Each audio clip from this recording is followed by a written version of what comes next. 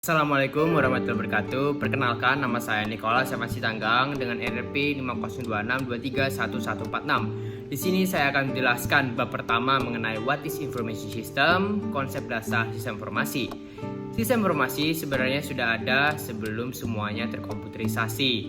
Definisinya pada kala itu adalah tata cara bagaimana kita bertukar informasi. Nah, pertukaran informasi ini terjadi antara sender dan juga receiver.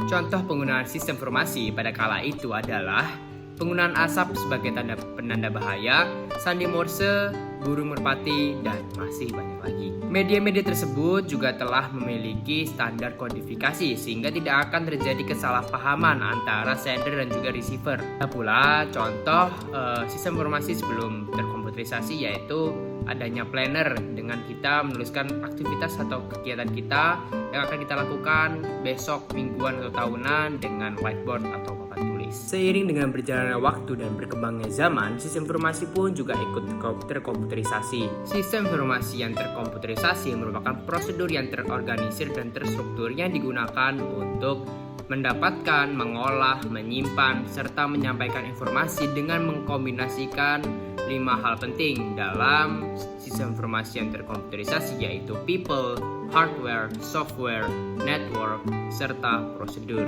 Singkatnya, sistem informasi yang terkomputerisasi merupakan cara mengumpulkan, menyimpan, serta mengolah informasi oleh manusia yang menggunakan teknologi dalam prosesnya. People itu mengenai SDM-nya itu sendiri yaitu developer, tester, serta pelanggan. Hardware itu mengenai perangkat yang kita gunakan yang bisa kita pegang. Contohnya adalah HP, smartphone, dan lain sebagainya. Tapi di sini hardware bisa dibagi menjadi dua yaitu hardware yang input dan juga output. Yang input ini contohnya itu adalah fingerprint, kamera. Yang output itu contohnya ya tadi yang sudah saya sebutkan, ada handphone, ada laptop, dan lain sebagainya. Software itu adalah operating system, driver, ataupun aplikasi yang sudah kita install. Contohnya adalah Windows, iOS, Linux, dan repositorinya. Data merupakan fakta atau representasi dari kenyataan, bisa berupa lokasi, audio, gambar, maupun video.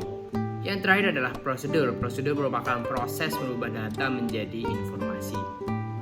Adapun definisi sistem informasi menurut Steele dan Reynolds yaitu komponen yang saling berkaitan dengan tujuan untuk mengumpulkan input, memproses, proses, dan juga menyebarkan data dan informasi yaitu outputnya.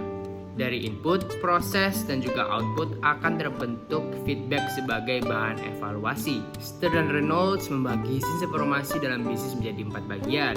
Yang pertama adalah sistem enterprise, yang kedua adalah information and decision support system, yang ketiga adalah knowledge management, dan yang keempat adalah specialized information system. Nah, contohnya sistem informasi yang sudah terkomputerisasi adalah Google Calendar yang sebelumnya yang belum terkomputerisasi ada Planner.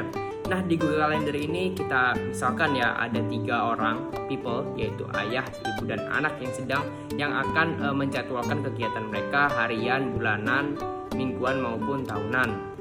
Jadi di sini people-nya ayah, ibu, dan anak. Hardware-nya adalah smartphone ataupun laptop yang akan digunakan. Software-nya yaitu Google Calendar. Lalu network-nya adalah Wi-Fi. Untuk prosedurnya ada yang pertama menyimpan yaitu memasukkan nama, tanggal, serta aktivitasnya. Lalu yang kedua adalah mengambil yaitu menampilkan reminder H- jam untuk setiap aktivitasnya. Yang ketiga adalah mengubah yaitu mengganti jam atau hari apabila aktivitasnya berubah. Yang keempat adalah menyebarkan informasi. Bila terjadi aktivitas yang berubah, maka pesan akan dikirimkan kepada seluruh pengguna yang terkait. Lalu untuk datanya adalah data nama, tanggal, jam, lokasi, pelaku, dan juga prioritasnya. Itulah penjelasan saya mengenai rangkuman bab pertama mengenai what is information system atau konsep dasar sistem informasi. Apabila saya memiliki kesalahan dalam tingkah maupun ucapan, saya mohon maaf sebesar-besarnya. Terima kasih sudah menonton.